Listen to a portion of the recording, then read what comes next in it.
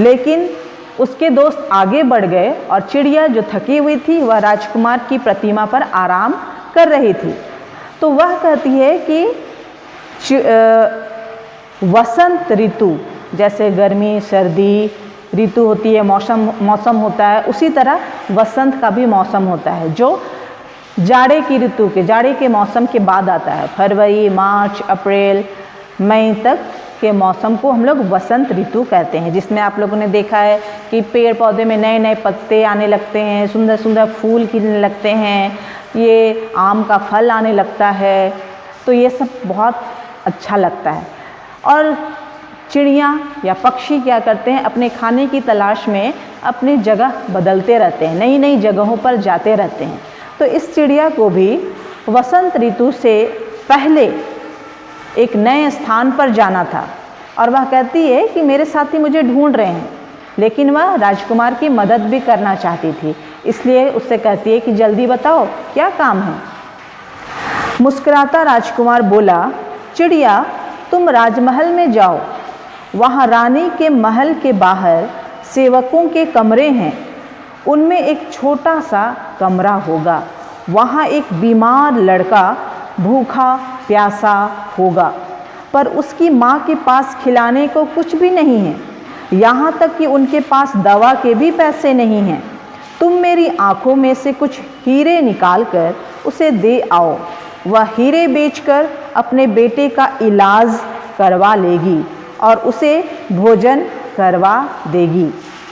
तो मुस्कुराता राजकुमार जानता था कि राजमहल में रानी के महल के बाहर सेवकों के, सेवक मतलब जो नौकर हैं, उनके कमरे हैं, उनके रूम हैं। तो उनमें से एक छोटा सा कमरा है, वहाँ पर एक बीमार लड़का भूखा और प्यासा है, बीमार भी है और खाने पीने को कुछ भी नहीं है, और उसकी माँ के पास खिलाने को तो कुछ नहीं है, दवा के भी कुछ पैसे नहीं हैं। तो वह चिड़िया से कहता है कि तुम मेरी आँखों से हीरे निकाल कर उसे देकर आओ। अभी थोड़ी देर पहले हमने देखा था कि राजकुमार की प्रतिमा की आँखें हीरे से बनी हुई थी, तब इसलिए राजकुमार कहता है कि मेरी आँखों से कुछ हीरे निकाल कर उस माँ को देकर आओ, ताकि वह हीरा बेचकर अपने बेटे का इलाज भी करवा लेगी और उसे भोजन भी करवा देगी। आगे चिड़िया बोली, नहीं, मैं उस लड़के की मदद के लिए बिल्कुल नहीं जाऊंगी। जानते हो, पिछले साल जब मैं नदी पार कर रही थी तो कुछ शरारती लड़कों ने मुझे पत्थर मारे थे। चिड़िया की बात सुनकर राजकुमार उदास हो गया। राजकुमार को उदास देखकर चिड़िया ने झट से उसकी बात मान ली। उसने अपनी चोंच से कुरेद कर उसकी आँखों से कुछ हीरे निकाल लिए और तेजी से उड़ती हुई राजमहल के पास पहुँची। उसने हीरे उस छोटे कमरे में गिरा दिए। अपने कमरे में चमकते हीरे पाकर लड़के की माँ बहुत खुश हुई और अपने बेटे की दवा और खाना लाने दौड़ती हुई बाहर चली गई। तो चिड़िया को जब राजकुमार ने कहा उस लड़के की मदद करने को, उसकी माँ की मदद करने को, तो चिड़िया बोलती, नहीं, मैं बिल्कुल नहीं जाऊंगी। क्यों? क्योंकि जब वह उस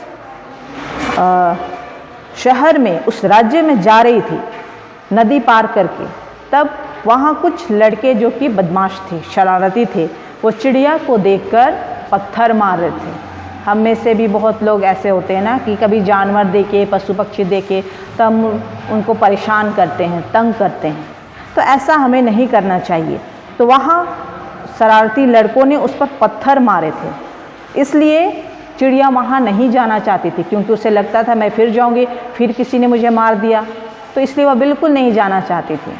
चिड़िया की बात सुनकर राजकुमार बहुत उदास हो जाता है और उसे उदास देखकर चिड़िया झट से तुरंत उसकी बात मान लेती है और फिर वह अपनी चोंच से राजकुमार की प्रतिमा की आँखों में जो हीरे लगे हुए थे उसे कुरेदती है और कुरेद कर कुछ हीरे निकाल लेती है और तेज़ी से उड़ती हुई राजमहल के पास पहुँचती है और हीरे को उस छोटे से कमरे में गिरा देती है, उस छोटे से कमरे जो कि उस बीमार बच्चे और माँ का घर था। अपने कमरे में, अपने रूम में जब चमकता हीरा पाती है लड़के की माँ, तो बहुत खुश होती है और फिर वह तुरंत दौड़ती हुई बाहर चली जाती है अपने बेटे के लिए दवा और खाना लाने के लिए। इसके बाद चिड़िया वापस राजकुमार के पास आई।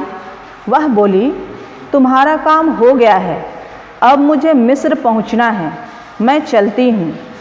मुस्कुराता राजकुमार बोला, प्यारी चिड़िया, मेरी खातिर एक रात और रुक जाओ। चिड़िया रुक गई। तो उस राजमहल में माँ और बेटे की मदद करने के बाद राजकुमार चिड़िया वापस राजकुमार की प्रतिमा के पास आती है और उसे बतलाती है कि तुमने जो काम कहा था वह मैंने कर लिया है, अब मुझे मिस्र जाना है। मिस्र एक दूसरे देश का नाम है, वहाँ जाना है और अब मैं चलती हूँ। लेकिन मुस्कुराता राजकुमार उसे कहता है कि प्यारी चिड़िया, मेरे खातिर, मेरे लिए एक रात और रुक जाओ। तो उसकी बातें सुनकर चिड़िया रुक जाती है। मुस्कुराता राजकुमार बहुत सारे लोगों की मदद करना चाहता था और इसलिए उसने चिड़िया को फिर एक रात के लिए रोक लिया। अगले दिन राजकुमार ने कहा, शहर के बाहर एक गरीब नाटककार रहता है, वह भूख प्यास से बेहाल है।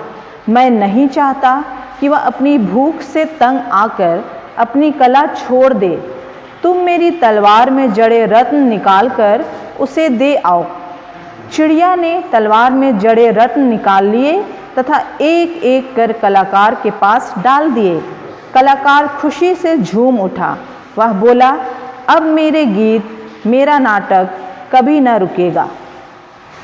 तो अगले दिन राजकुमार ने फिर चिड़िया को काम सौंपा और उसने कहा कि शहर के बाहर जाओ, वहाँ एक गरीब नाटककार रहता है। नाटककार जो नाटक दिखा कर अपनी कमाई करते हैं, उनसे अपना पेट भरते हैं। एक्टर कह लीजिए, जिनको एक्टिंग करनी होती है, और वह बहुत गरीब होता है और भूख प्यास से बेहाल है। राजकुमार चाहता था कि कहीं वह भूख से तंग होकर अपनी कला ना छोड़ दे। नाटक लिखना, फिर उसको एक्ट करके लोगों को दिखाना, लोगों को हंसाना, ये काम नाटककार का होता है। तो वह नहीं चाहता था, राजकुमार नहीं चाहता था कि नाटककार भूख प्यास के कारण अपनी कला छोड़ दे। तो वह कहता है कि तुम मेरी तलवार में जड़े रत्न निकाल कर उसे दे आओ। हमने यह भी देखा था पहले कि तलवार में बहुत सारे बहुमूल्य पत्थर, रत्न जड़े हुए थे, वहाँ लगे हुए थे, और कलाकार या नाटककार के पास जाकर चिड़िया उसे उस रत्न को देकर आती है जो उसने राजकुमार के तलवार से निकाला था। और जब एक एक रत्न कलाकार के पास या नाटककार के पास मिलता है उसे, तो वह खुशी से झूम उठता है, वह बहुत खुश होता है और कहता है कि अब मेरे गीत, मेरा नाटक कभी ना रुकेगा। अब वह लोगों का मनोरंजन भी कर सकता था और अपना पेट भी भर सकता था। आगे देखिए, चिड़िया लौट आई। राह में उसने एक गांव देखा जहां बहुत गरीबी थी। उसने राजकुमार को उस गांव का हाल सुनाया। राजकुमार बोला, मेरे वस्त्र सोने की परतों के बने हैं, इन परतों को उतार लो।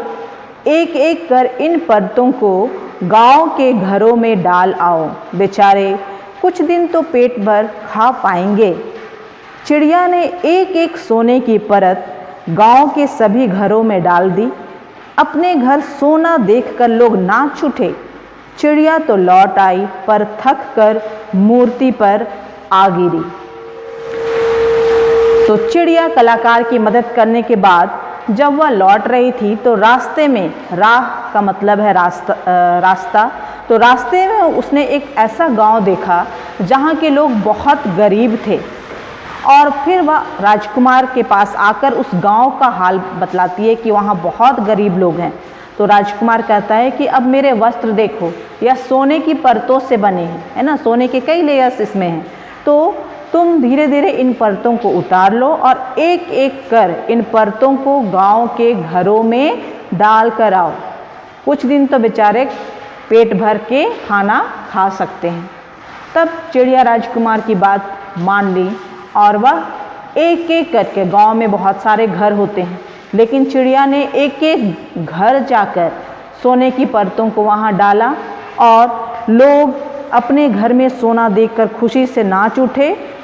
और चिड़िया यह काम करती हुई बहुत थक गई थी। उसने पहले कलाकार की मदद की और वहाँ पर भी वह कलाकार के पास जाती, तलवार से रत्न निकालती, फिर कलाकार के पास जाती। तो कितनी बार उसने यह काम किया। उसके बाद आकर फिर वह गांव गई और एक एक घर में सोने की परतों को जा जाकर गिराया। तो इससे वह बहुत ज़्यादा थक गई थी। चिड़िया बहुत ही ज़्यादा थक गई और मूर्ति पर गिर जाती है वह। आगे अगले दिन सुबह वही दोनों मंत्री राजा के साथ वहाँ से गुजरे। राजा बोला, यह प्रतिमा कितनी बदसूरत लग रही है। दोनों मंत्री बोले, आप सही कह रहे हैं, राजकुमार नहीं, यह कोई भिखारी लग रहा है। अरे एक चिड़िया भी इस पर मरी पड़ी है, कल ही इसे यहाँ से हटवा देंगे। उसी रात किसी भले आदमी ने मूर्ति व चिड़िया को वहाँ से हटाकर सुरक्षित स्थान पर रखवा दिया। तो इस तरह से अगले दिन ये सारे काम होने के बाद, सारे काम मतलब कलाकार की मदद, एक गांव की मदद करने के बाद वह दिन बीत गया। दूसरा दिन